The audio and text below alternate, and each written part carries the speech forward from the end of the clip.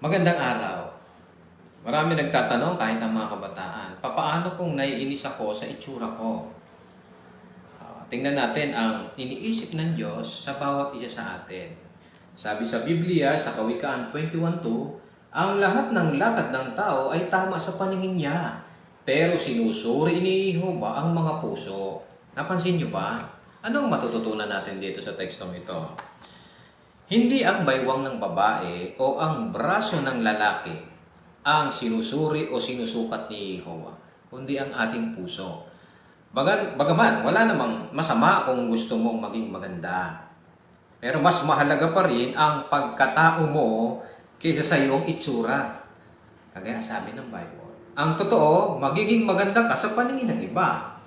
Hindi dahil sa iyong maliit na baywang o maskuladong katawan, kundi dahil sa iyong espiritual na mga